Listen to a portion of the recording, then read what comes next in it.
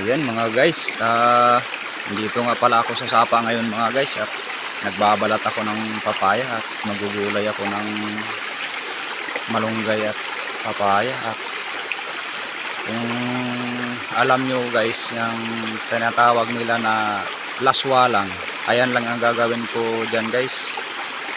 Dahil wala naman tayong ibang ulam dito sa bundok kung hindi mga gulay-gulay lang. Okay, nandito ako sa sapa.